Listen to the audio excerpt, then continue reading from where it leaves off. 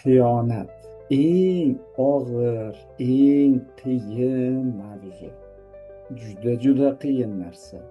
Chunki hayotning mazmuni birdaniga yo'q bo'lib qoladi. Bu eng qiyin vaziyat. Hurmatli ayollar, qizlarimiz, nima deydi? Javobsiz vaziyat bo'lmaydi. Har qanday vaziyatdan shuni nima deydi, to'g'ri yo'l bilan hal qilib chiqib ketish imkoni bor. Bir praktikamda bo'lgan bitta voqeani aytib bermoqchiman. Qisqacha, burada to'lig'ini darsda aytib beraman. Xo'pmi? Bir yaxshi bir oila, ayol erini xiyonatini bilib qolib, qattiq janjal bo'ladi va og'ir dardga uchraydi. Bir necha oy shu dard bilan kasal bo'lib juda qattiq qiynaladi. Butun oilasi qiynaladi. Shunday qattiq qiynaladiki, umuman dardiga davo topisholmay qoladi. Juda ahvoli voy bo'lib qoladi. Ana shu ayol, men u vaqtlari shifokor bo'lib ishlardim, meni ham sanchirdim.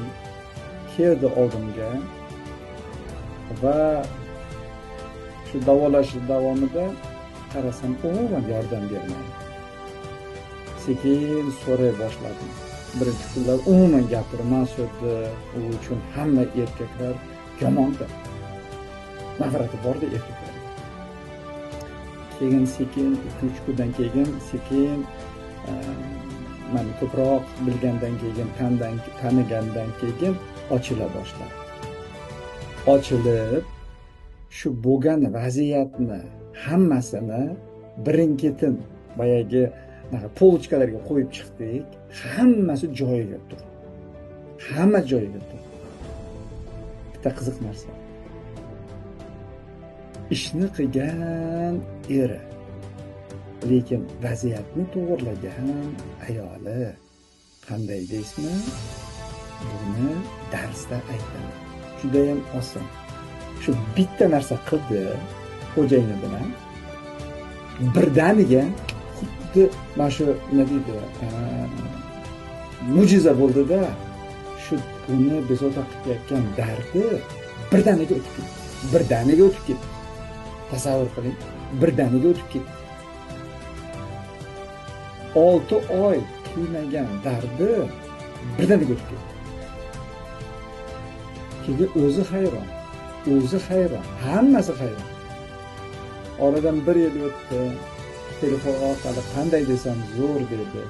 Oradan 15 yil o'tgandan keyin ham bir uchrashib qoldik ko'chada.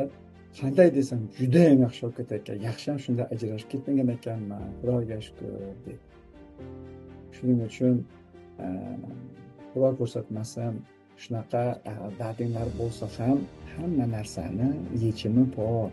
Shuning uchun bemalol mana shu darsga kelib, mana shu nima deydi, vaziyatlarni ochib beradigan, osongina yechimini topadigan nima deydi, javoblarini olib, darslarni olib, shu dardlardan chiqib ketinglar, shu vaziyatlardan chiqib ketinglar.